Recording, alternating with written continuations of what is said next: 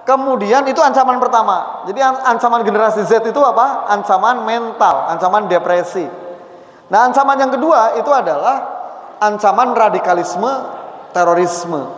Ternyata generasi Z di riset-riset terkini menunjukkan bahwa generasi yang paling rentan terpapar oleh paham radikalisme itu.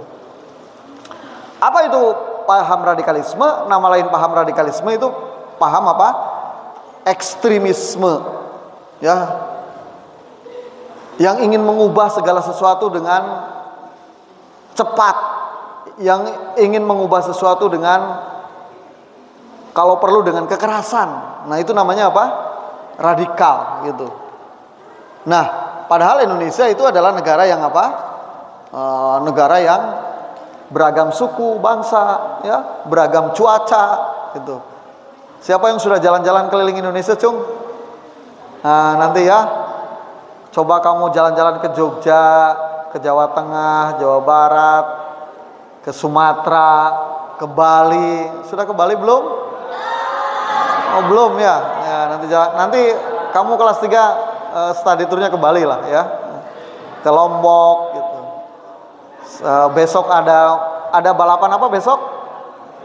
MotoGP ya, itu lapang ke-8 di dunia. Tidak semua negara memiliki sirkuit MotoGP. Mandalika itu kalau nggak salah itu yang ke-8. Itu ya, hebat lah gitu. Kampung yang jauh dari mana-mana sekarang menjadi pusat keramaian dunia gitu. Wah, macam-macam ya, dan macam-macam juga tradisinya. Ada ya tradisinya. Nah, oleh karena itulah moderasi atau moderat menjadi jawaban supaya kita terhindar dari paham-paham apa? Radikal gitu. Apa itu moderat? Moderat itu kalau ini ada yang non Sunda, Cung. Halo, yang non Sunda? Tapi bisa bahasa Sunda? Nah, moderat itu kalau bahasa Sunda itu namanya mejehna. Nah, perilaku sikap hidup yang mejehna. Mejehnya itu begini adik-adik. Coba adik-adik pakai pakaian. Kalau tidak mejehna, longgar. Atau terlalu apa? Ketat. Terlalu ketat juga nggak enak untuk pergerakan. Terlalu longgar nanti dibilang jas hujan. Itu bukan baju ya gitu. Yang enak apa? Mejehna. Ukurannya pas gitu. Ukurannya pas. Itu moderat. Makanya adik-adik riset oleh Pew Research Center menunjukkan bahwa orang yang moderat itu orang yang kemudian bisa hidup di berbagai negara, itu, di berbagai tradisi budaya apapun bisa hidup, gitu. Ya, Bapak walaupun tinggal di kampung bersyukur pernah hidup di tradisi Amerika di sana ya, tinggal di sana, pernah hidup di tradisi India. India itu lebih dahsyat itu ya. Negara 1001 misteri. Nah, itu India ya. Suka nonton film India? Nah, ada Shah Rukh Khan ya. Nah, bintang muslimnya lah gitu. Ada Deepika. Kalau zaman saya ada Sri Devi gitu ya. Ada Kajol. Nah, kenal Kajol? Wah, enggak, ini generasi Z ya. Siapa bintang film yang Anda kenal? Nah, iya, kita bisa tinggal di berbagai negara, di berbagai wilayah kalau kita memiliki paham apa? Moderat gitu. Moderat itu artinya avoiding extremes of behavior or expression observing reasonable limits gitu. Artinya menghindari sikap-sikap apa? Ekstrim. Sikap perilaku yang ekstrim, karena itu membahayakan. Nah, adik-adik, ini ada sejumlah yang disebut dengan karakter moderasi atau wasatiyah. Tawazun ya, seimbang, i'tidal, adil, tasamuh, menghargai perbedaan, syuro, bermusyawarah, islah, orientasinya positive thinking, melakukan perbaikan-perbaikan gitu ya. Kalau ada sampah nggak usah marah-marah, ambil saja, buang kemana? Ke tempatnya. Walaupun kita tahu ada teman kita yang buang sampahnya sembarangan gitu. Qudwah, mampu menjadi contoh ya, berdiskusi, muatonah, cinta tanah air. Nah, Kalau ini menurut MUI banyak, tawasud, tawazun, i'tidal, tasamu, musyawa, syuro, bermusyawarah, islah, aulawiyah, mengutamakan yang dahulu, at-tatawur wal ibtikar, dinamis, kreatif, inovatif. Wah, panjang nih ya. Tahadur, berkeadaban, wasatiyah wal muwatonah. Tadi ya, watoniyah itu ya. Cinta tanah air, qudwatiyah. Nah, dari 4 itu kemudian, dari yang 12 itu kemudian Kementerian Agama membuat 4 karakter moderasi. Adik-adik, pertama komitmen kebangsaan. Jadi kalau kita disebut moderat itu cinta tanah apa? Air. Ini mah aneh, orang Indonesia tapi tiap hari ngejelek-jelekin apa? Indonesia. Ceramahnya anti Indonesia. Ceramahnya membuat hoax-hoax ya, atau kebencian-kebencian terhadap negeri apa? Sendiri. Kalau yang begitu sudah saja pindah dari mana? Indonesia gitu. Nah, tadi alhamdulillah di sini juga ada benih-benih untuk menanamkan komitmen kebangsaan. Acara dimulai dengan lagu Indonesia Raya gitu. Di Amerika itu adik-adik, simbol-simbol cinta negara itu sampai hutan-hutan saja dipasangi bendera gitu. Ada tiang bendera, pasangi bendera Amerika gitu. Ya banyak hal. Kemudian di tempat-tempat itu bendera Amerika ada gitu. Meja guru ada benderanya. Itu bagian dari membangun komitmen apa? Kebangsaan gitu. Boleh Anda cinta negara lain, tetapi jangan sampai menjelek-jelekan negara apa? Sendiri. Itu sudah radikal namanya. Kalau sudah anti kepada negara sendiri, membentur-benturkan agama dengan apa? Negara. Nah, itu sudah tidak moderat. Nah, karakter moderasi yang kedua adalah toleransi. Toleransi. Kita harus toleran terhadap agama lain, ya, saling menghormati. Di Indonesia itu ada agama apa saja? Ada Buddha, Kristen, Katolik, Hindu, Buddha, Islam, Konghucu. Nah, mereka maaf nih, minum dulu ya.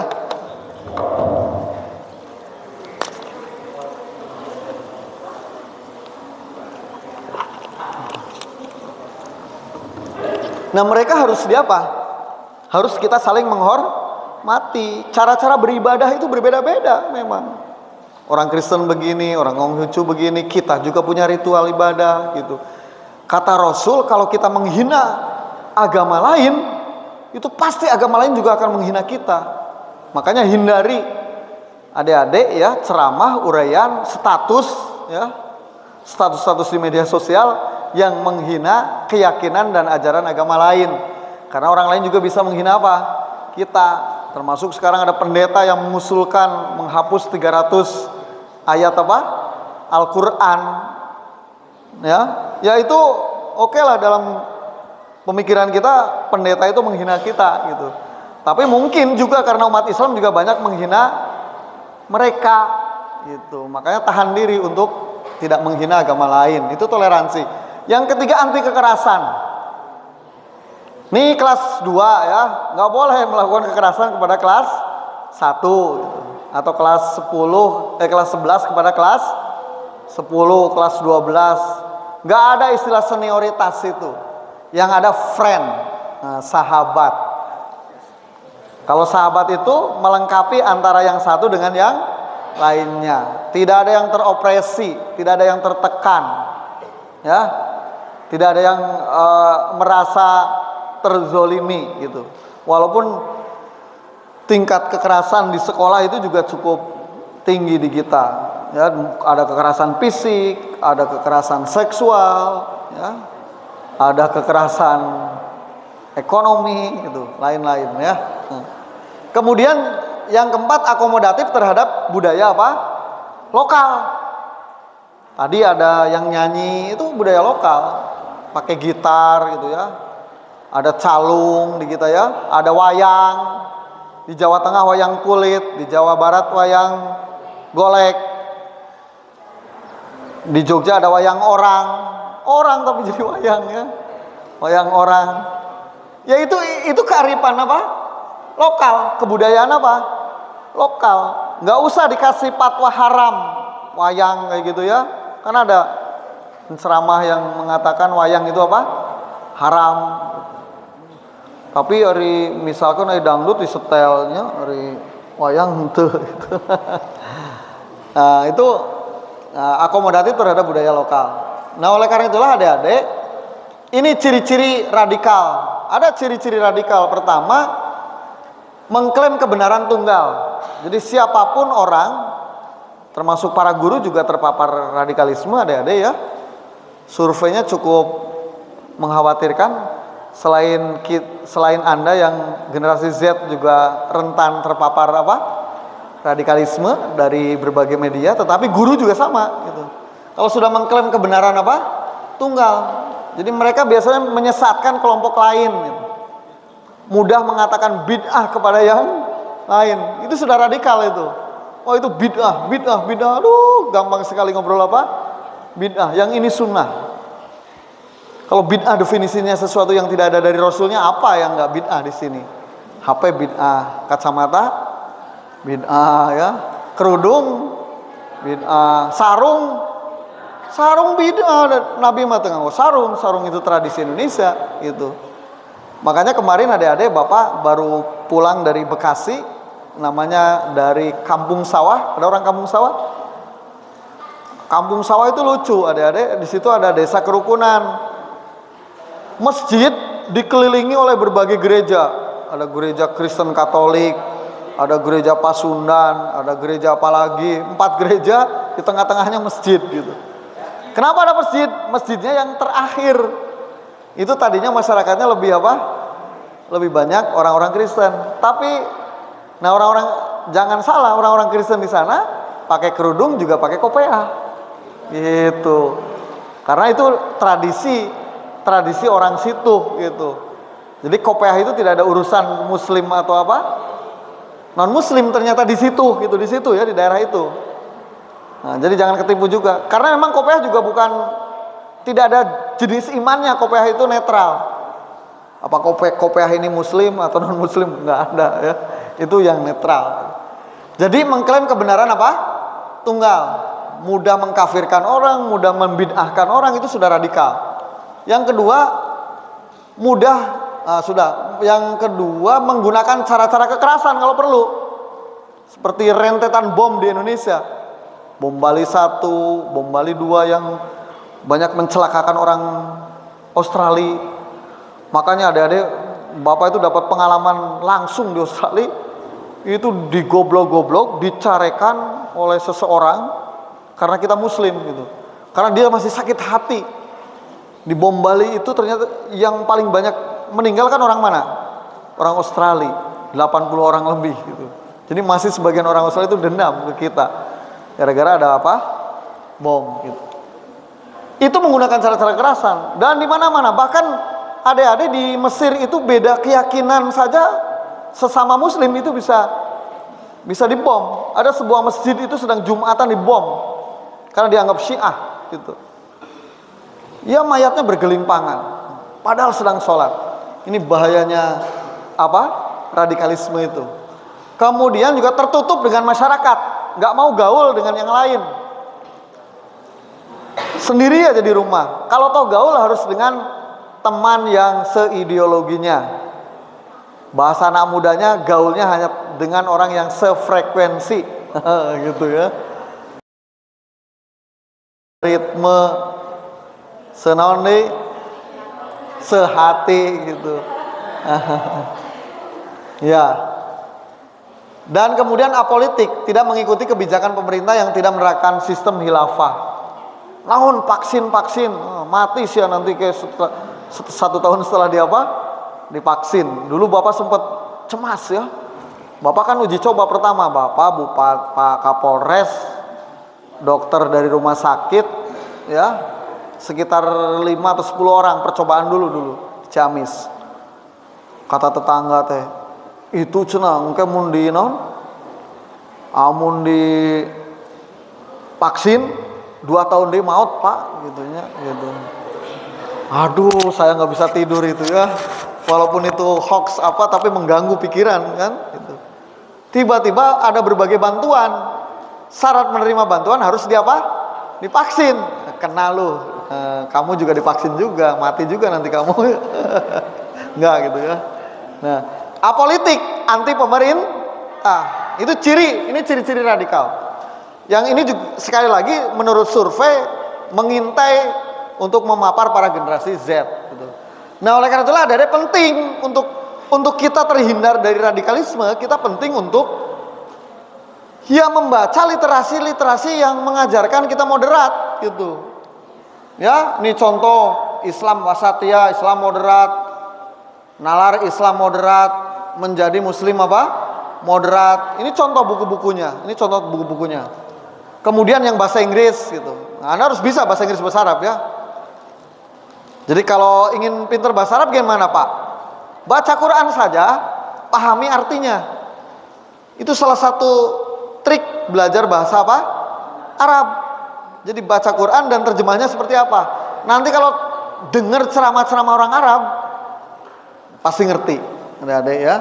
Nah ini contoh wasatiyatul Islam fi hayatina al-fikriyah gitu ya, the middle path of moderation in Islam. Nah ini bisa Anda baca rujuk gitu. Nah ini yang bahasa Indonesia ada buku merayakan keberagaman gitu. Jadi baca-bacanya yang positif, yang membangun kita memahami Islam yang moderat gitu. Makan mie ayam ya tadi jadi rada batuknya. Sebelum tampil saya makan mie ayam dulu sama es kelapa. Kacau aneh. Merayakan keberagaman ini contoh buku ya. Itu. Jangan baca buku bagaimana menjadi mujahid gitu. Oh, jangan. Anda cari link YouTube bagaimana merakit bom. Oh, jangan ya, bahaya itu.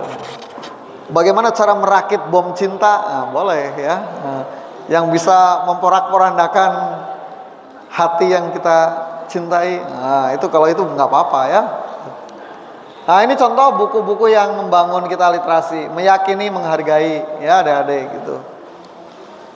Nah, oleh karena itulah adik-adik kita bagaimana supaya generasi milenial juga Z kita itu tidak terpapar paham radikalisme dan menjadi muslim yang moderat. Pertama ya, perlu memperbanyak dan memperluas perjumpaan-perjumpaan di kalangan kaum muda muslim yang beragam latar belakang yang berbeda, terutama dari sisi etnis dan ras gitu. Kalau dulu di pesantren kita alhamdulillah ada dari Papua, Maluku ya, ada Sumatera. Masih ada nggak sekarang? Ada ya, walaupun nggak banyak. Nah itu bagian penting. Kalau di pesantren insya Allah ini ya, perjumpaan-perjumpaan itu. Ya sekali-kali Anda juga mengunjungi non muslim gitu ya. Gitu. Kemarin alhamdulillah Mandarussalam kan termasuk juara nasional untuk agen moderasi ya, saudara Kailani ya. Kata anak kelas 10 panggil Kailani itu Bang apa? Bangke ya. Bang Kailani bangke. Nah, kemudian membatasi pengaruh gerakan dan aktivisme Islam garis keras dan radikal dalam lembaga pendidikan formal. Nah, makanya ini penting kayak gini ini bagian mencegah radikalisme. Ketiga, memperkenalkan diskursus nilai-nilai kewargaan bagi kelompok-kelompok konservatif seperti Rohis, LDK. Kadang-kadang Rohis, LDK di sekolah-sekolah umum itu terpapar paham-paham radikal. Keempat, sekolah atau universitas harus mendampingi program-program OSIS, program-program yang lainnya. Selain OSIS ada apa ini namanya? MPK gitu ya. Ada apa lagi? Itu harus ada pendampingan dari para guru supaya tidak terpapar radikalisme. Ini termasuk yang bagus tema kita hari ini gitu. Kemudian juga mendorong kelompok-kelompok moderat terlibat aktif di area-area dakwah seperti kita hari ini.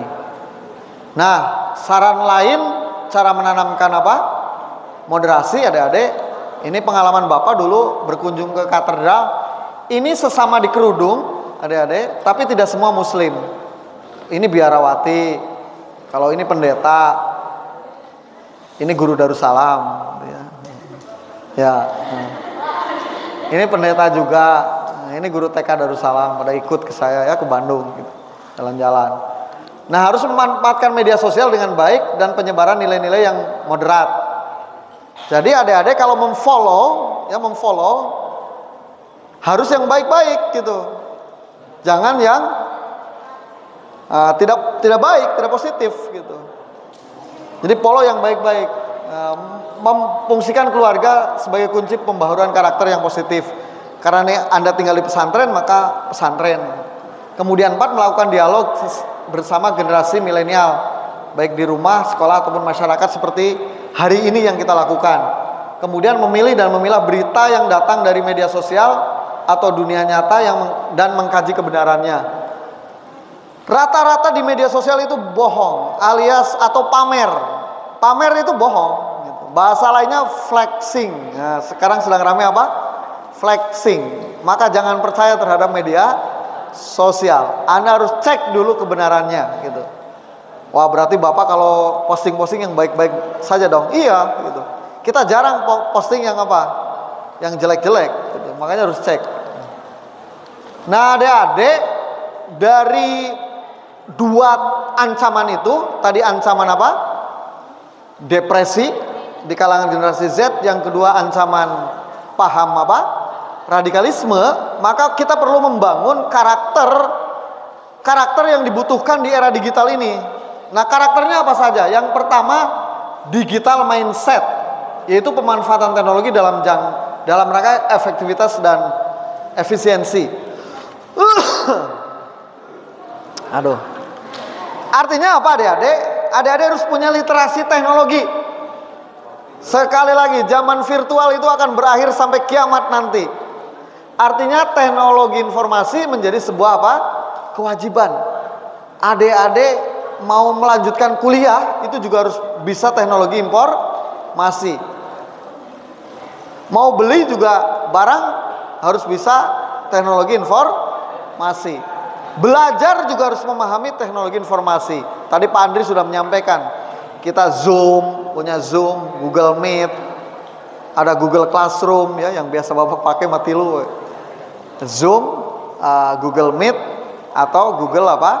Classroom. Ada juga sekarang aplikasi-aplikasi banyak ya gitu. Bisa digunakan oleh guru gitu.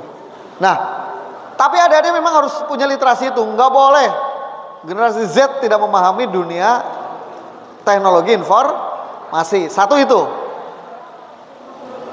Ada yang nggak punya email di sini, Cung? Semua punya email? Punya. Nah, itu berarti sudah termasuk digital mindset. Yang kedua adik-adik, observer and active listener. Nah, Anda juga harus jadi pendengar yang baik, ya, dan jadi peneliti yang baik. Artinya jadi peneliti yang baik dan pendengar yang baik.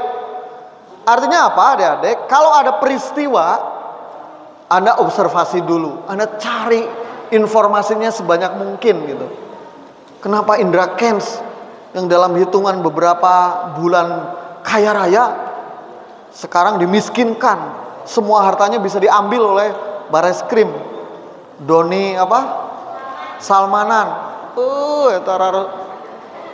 Ada istrinya cantik, ya dikasih apa? Kejutan, mobil yang harga miliaran gitu. Mobilnya sekarang diangkut lagi ke kepolisian. Kenapa bisa begitu? Anda cari. Oh, ternyata ada pembohongan. Ada penipuan-penipuan di dalam bisnisnya. Sekarang kan ramai trading, adik-adik, apalagi ini jurusan sosial dan apa? IPA. Anda harus tahu apa itu trading ya. Ya cari definisinya ya. Trading. Nah, ini dua pemuda ini memanfaatkan situasi apa? Trading. Ternyata tradingnya ini bodong gitu. Investasi apa?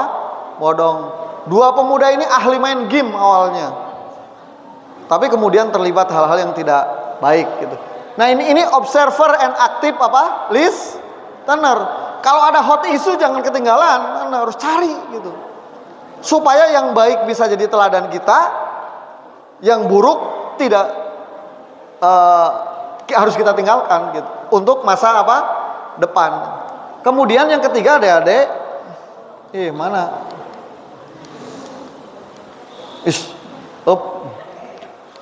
Yang ketiga ini gile